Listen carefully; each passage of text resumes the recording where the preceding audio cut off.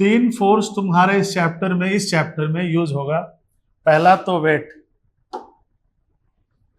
पहला वेट, ये हम लोग लास्ट क्लास में देख लिए। दूसरा कांटेक्ट फोर्स, जो आज देखेंगे। कांटेक्ट फोर्स, कांटेक्ट फोर्स दो तरह का होता है। अरे यार हटा इसको। कांटेक्ट फोर्स दो तरह का होता है, ठीक है। कांटेक्ट फोर्स दो तरह का होता है।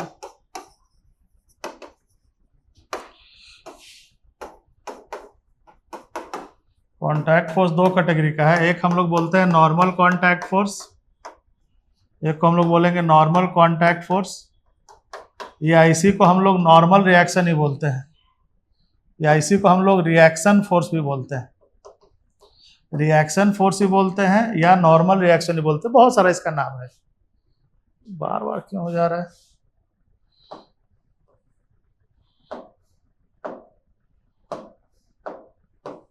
ठीक है, इसी को हम लोग कांटेक्ट फोर्स या रिएक्शन फोर्स या नॉर्मल रिएक्शन फोर्स, या बहुत सारा नाम है, मतलब सब एक ही आदमी, ठीक है।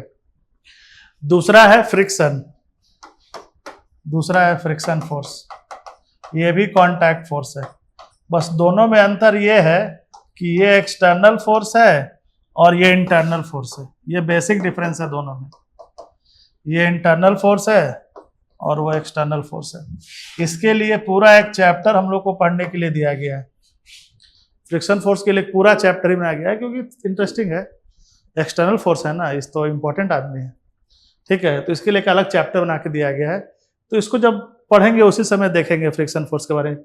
अभी इस करंट चैप्टर में हम फ्रिक्शन को टच नहीं करेंगे।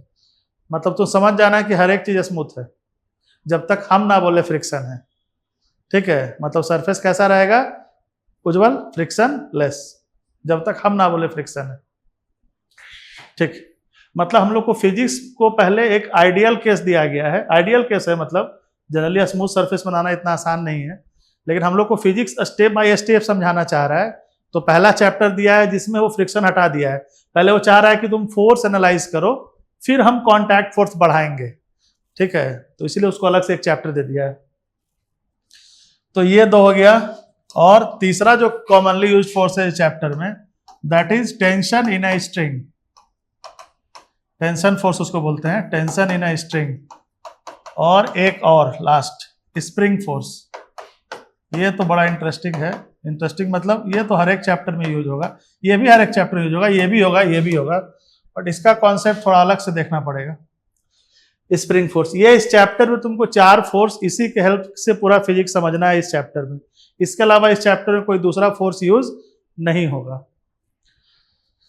ठीक है। बाकी फोर्स का तो बहुत कैटेगरी है, gravitational, nuclear force, magnetic force, बहुत तरह का फोर्स है, लेकिन हमको इस चैप्टर में यही चार फोर्स यूज करना है, ठीक है। तो हम लोग यहां से स्टार्ट कर रहे हैं कांटेक्ट फोर्स से। कांटेक्ट फोर्स में पहला है नॉर्मल रिएक्शन। तो पहले इसके बारे में लिखो, ये चार्ट बना लो। अब हेडिंग दो नॉर्मल कांटेक्ट फोर्स, लिख लो ये क्या होता है, डेफिनेशन लिख लो। पहले हम लोग नॉर्मल कांटेक्ट फोर्स देख रहे हैं। जैसे देखो, मान लो कोई सरफेस लिया। अभी हम बार बार बोल रहे हैं, हम लोग मैक्रो लेवल का फिजिक्स पढ़ रहे हैं, माइक्रो नहीं।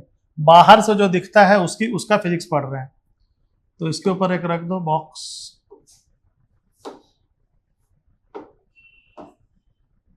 ठीक है। ये ऐसा क्यों, लाइन यानी पूरा सीधा नहीं होगा ये, तभी ऐसा हो रहा है। लाइन पूरा स्ट्रेट नहीं है तभी ऐसा, ठीक।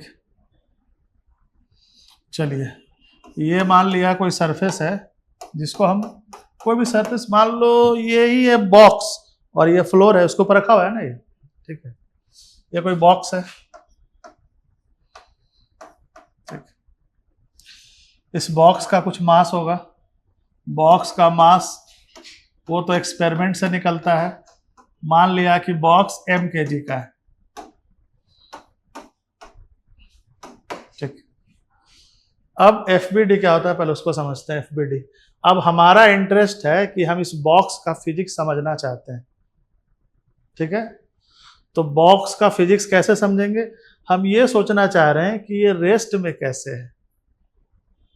हम जानना चाह रहे हैं कि ये रेस्ट में कैसे है। अच्छा ठीक है, हम ये जानना चाह रहे हैं कि ये रेस्ट में कैसे। तो अकॉर्डिंग टू न्यूटन्स लॉ अगर कोई भी बॉडी रेस्ट में होगा तो रेस्ट में तो तभी रह सकता है जब उस पर नेट फोर्स जीरो हो, क्योंकि नेट फोर्स जीरो होने से उसका एक्सेलरेशन जीरो हो जाएगा। तो आइदर या तो वो कांस्टेंट वेलोसिटी से मूव करेगा या रेस्ट में रहेगा। और अगर v इनिशियल जीरो है और एफ नेट जीरो है तो वो रेस्ट में रहेगा नहीं, क्योंकि जब तक फोर्स लगाएंगे नहीं एक्सेलरेशन आएगा नहीं according to Newton second law, तो वो रेस्ट में ही रहेगा। मतलब अगर ये बॉक्स रेस्ट में है तो इस पे नेट फोर्स जीरो होगा, तभी ये रेस्ट में होगा। तो अब वो देखना चाह रहे हैं कि इस पे नेट फोर्स जीरो कैसे है, तो इस बॉक्स पे कौन कौन सा फोर्स लग रहा है वो देखना चाह रहे हैं। तो कांटेक्ट फोर्स सबसे पहले कैसे देखते हैं उसको समझो। अब कांटेक्ट फोर्स में हम लोग डिस्कस कर रहे हैं नॉर्मल कांटेक्ट फोर्स, इसी पे कंसंट्रेट कर रहे हैं। बहुत लोगों को तो नॉर्मल कांटेक्ट फोर्स दिखाने नहीं आता है, बहुत लोगों को नहीं, बहुत लोगों को नहीं आता है। बताएंगे क्या गलती करता है। अब एक तो कि इसको ग्राउंड अर्थ खींच रहा होगा, तो इस बॉक्स को हम आइसोलेट करते हैं, क्योंकि एफबीडी बनाना है।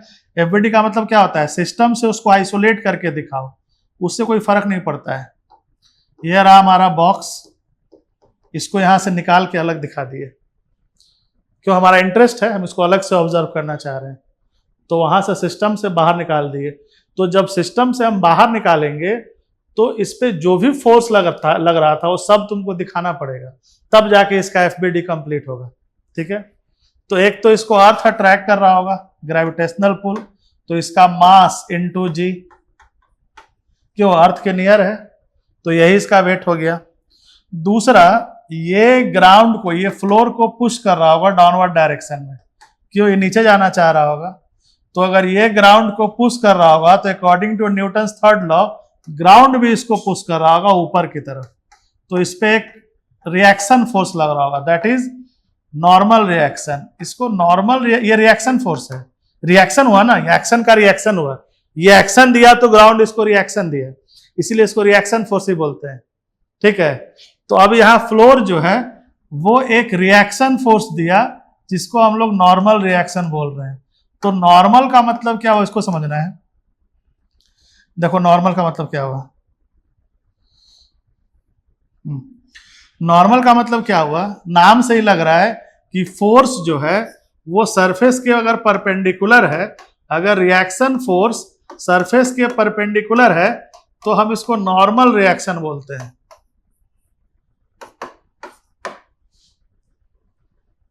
अब सोच रहे हैं सरफेस के परपेंडिकुलर का मतलब क्या है, अब इसको समझो। यहां तक ठीक है, ये इसका एफबीडी हो गया, किसका, बॉक्स का। पहले एफबीडी पे आते हैं, तो यहां पे दिखा दिए कि ये इसका नॉर्मल रिएक्शन, ये वेट है, यानी अगर ये रेस्ट में होगा तो हम बोल सकते हैं कि नॉर्मल जो है वो वेट के इक्वल होगा। तो यहां से लिख दिया n इक्वल टू mg, क्यों, डायरेक्शन अलग है, मैग्नीट्यूड इक्वल होगा तो नेट फोर्स जीरो हो जाएगा। तो रेस्ट में रहने के लिए ये कंडीशन होना चाहिए। ये एफबीडी से हमको समझ में आ गया। यहां तक नोट करो, ये हमारा जो फ्लोर था इसका एफबीडी जिसपे बॉक्स रखा हुआ था। तो बॉक्स, अगर ये फ्लोर बॉक्स को पुल कर रहा है, कितने फोर्स से पुल कर रहा है, mg, यही अर्थ है ना, यही फ्लोर अर्थ है। अगर अर्थ बॉक्स को पुल कर रहा है तो न्यूटन्स थर्ड लॉ, बॉक्स भी अर्थ को पुल करेगा, कितने फोर्स से पुल करेगा, mg, कितना, वो तो हर जगह न्यूटन्स थर्ड लॉ है।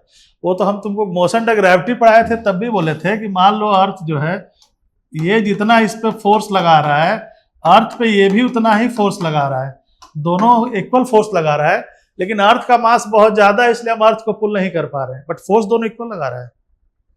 तो यहाँ जो ग्रेविटेशनल पुल है वो तो हमेशा कैसा रहेगा, पेयर में रहेगा, और ग्रेविटेशनल पुल ही वेट है। ठीक है, तो अगर अर्थ बॉक्स को mg फोर्स से पुल किया है तो बॉक्स भी अर्थ को करेगा। चलिए, ये अर्थ का एफबीडी बॉक्स पे लग गया, अर्थ पे लग गया mg। अब बॉक्स को अगर ये पुश किया है तो बॉक्स इसको पुश किया होगा, ये रहा नॉर्मल। देखो ग्राउंड भी रेस्ट में है, ग्राउंड रेस्ट में है क्यों? इस पे भी नेट फोर्स 0 है, नहीं तो पता चला कि फ्लोर ही मूव करने लगता, लेकिन नहीं मूव करना चाहिए, फोर्स एकदम बैलेंस्ड है, इसलिए फ्लोर मूव नहीं कर रहा है। ठीक है, अगर तुम इस पे mg फोर्स नहीं दिखाते फ्लोर पे, सिर्फ कांटेक्ट फोर्स दिखाते, मान लो कोई गधा इतना बड़ा है कि वो सिर्फ कांटेक्ट फोर्स दिखा दिया ग्राउंड पे, तो जो अच्छा फिजिसिस्ट होगा बोलेगा तब तो ग्राउंड को मूव कर जाना चाहिए, क्यों? इस फोर्स के अगेंस्ट कोई भी फोर्स नहीं है, कोई है क्या? तो एक्सेशन तो होगा, अगर कोई फोर्स को काउंटर नहीं कर रहा है तो एक्सेशन तो होना ही, तो इसलिए इसका एफबीडी गलत है, ये इसका एफबीडी एक्चुअल एफबीडी, ध्यान रखना। तो जितना फोर्स है हम फ्लोर बॉक्स को खींचेगा, दोनों का ग्रेविटेशनल पुल दिखा दिए, that is gravitational pull FG, जो कि एक्शन रिएक्शन पेयर में नॉर्मल, ये भी क्या है? एक्शन रिएक्शन पेयर है,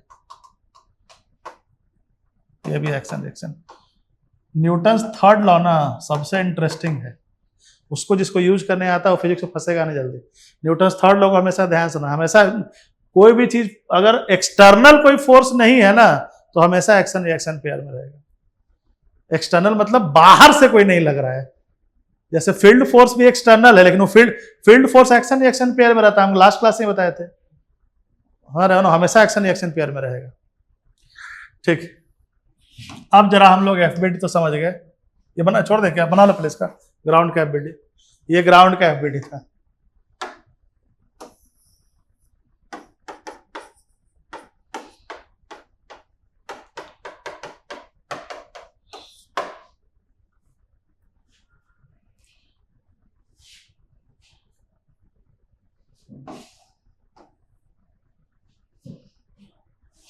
ठीक, अब देखो, अब हम लोग देखेंगे कि एक्चुअल नॉर्मल रिएक्शन दिखाते कैसे हैं उसको समझो। जैसे मान लो क्यों दिक्कत होता है नॉर्मल फोर्स को दिखाने में, वो दिखाना चाह रहे हैं।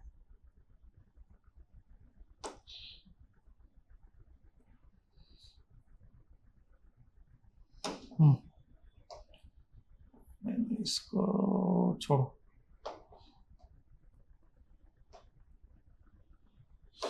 इसको ये लेते हैं। ये मान लो कोई रॉड है, थिन रॉड है, इसका मास है m, ये दो फ्लोर है,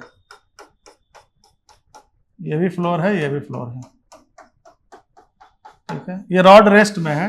अभी हम ये मान रहे हैं कि यहाँ सरफेस रफ है, फ्रिक्शन है, फ्रिक्शन नहीं रहेगा तो रॉड रेस्ट में रहेगा? नहीं रहेगा, स्किड कर जाएगा। नहीं, तो मान दे दिए अभी क्या फ्रिक्शन है। ठीक है, अभी हम फ्रिक्शन फोर्स दिखाएंगे नहीं। अब ये रॉड जो है वो रेस्ट में है, ऐसा तुमको बोलेगा, या मोशन में रहेगा तो इसके रॉड का पूरा मोशन पढ़ना है, सब बताएंगे, इसमें बहुत सारा कॉन्सेप्ट है। अभी तो नॉर्मल कॉन्टैक्ट फोर्स को समझो। तो अब यहाँ पे अगर हमको नॉर्मल फोर्स रॉड पे दिखाना है, रॉड का एफबीडी बनाना है। ठीक है, अब एफबीडी कैसे बनाएंगे? तो तुम यहाँ पे भी सारे फोर्सेस दिखा सकते हो, ऐसा नहीं कि तुमको आइसोलेट करके दिखाना है।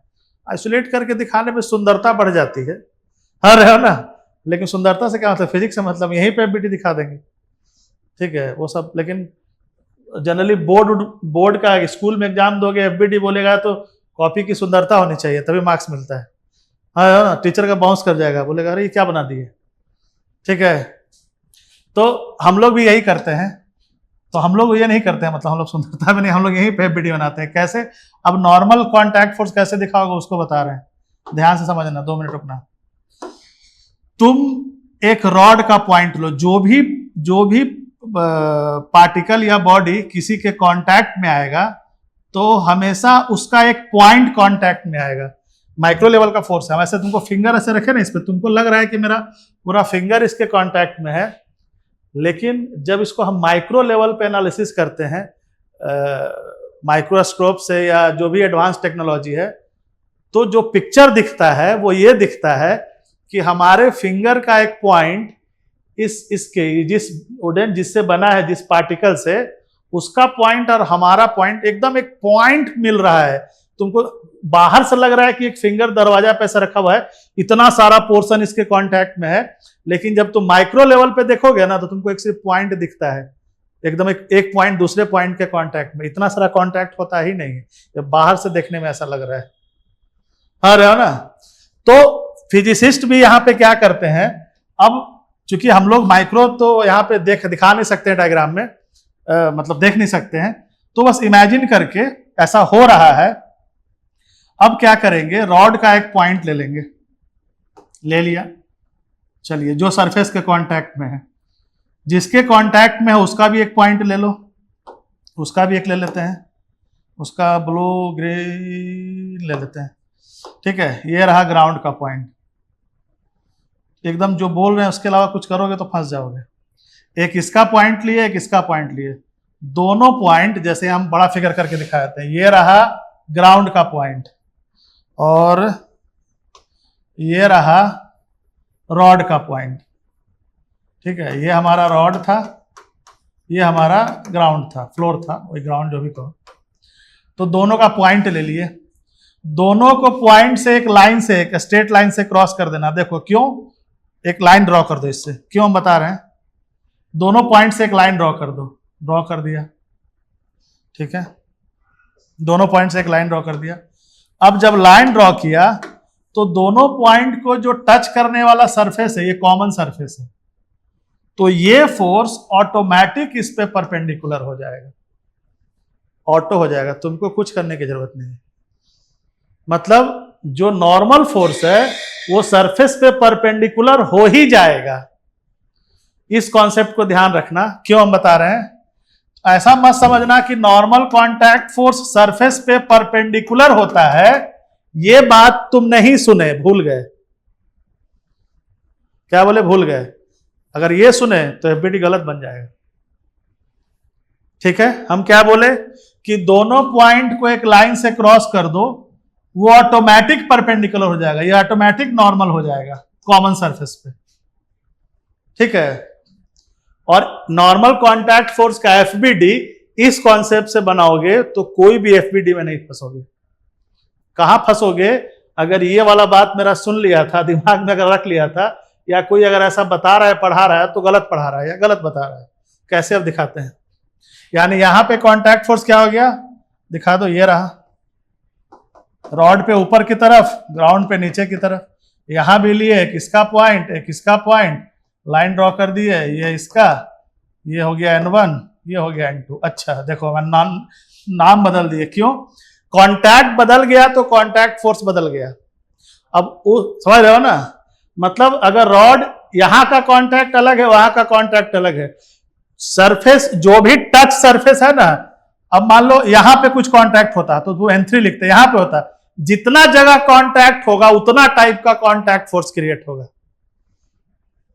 हाँ मैग्नीट्यूड वाइज इक्वल हो सकता है, सिमेट्री से इक्वल हो सकता है, वो अलग बात है, लेकिन हम पहले इक्वल नहीं करेंगे, सावधान रहेंगे, समझ रहे हो ना। जितना जगह कांटेक्ट होगा सब जगह अलग अलग कांटेक्ट फोर्स दिखाना, ये बात दिमाग में नोट करना, ठीक है। और दूसरा ये वाला कॉन्सेप्ट एफबीडी में ध्यान रखना, क्यों, अगर ये नहीं ध्यान रखे तो फंस गए। कैसे फंस गए दिखाते हैं, देखो कैसे फंसे।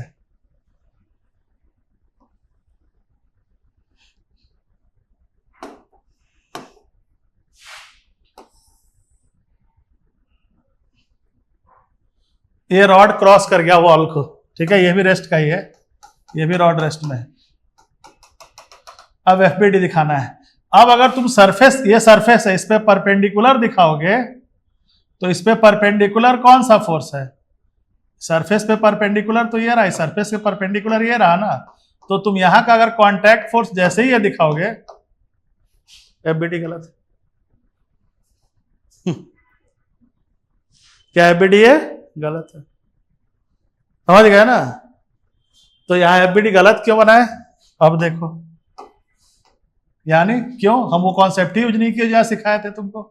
अब हम क्या करेंगे, पॉइंट लेंगे, अब हम क्या करेंगे, पॉइंट लेंगे। कैसे, एक रॉड का पॉइंट लिए, एक वॉल का पॉइंट लिए, देखो ये रहा नॉर्मल, दिखा, ये नॉर्मल है, देखो दोनों को टच करने वाले सरफेस पे परपेंडिकुलर है, यानी दोनों पॉइंट को टच करने वाले सरफेस पे परपेंडिकुलर होता है, सरफेस पे परपेंडिकुलर नहीं होता है, दोनों में अंतर है। हाँ रहे हो ना, दिमाग क्या बोले समझ गए ना? ठीक, नोट करो इसको।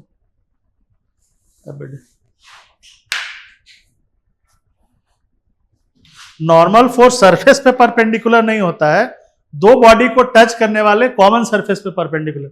और वो तब उसके लिए तुम ये कॉन्सेप्ट दिमाग में रखोगे तो अभी टेंशन नहीं होगा।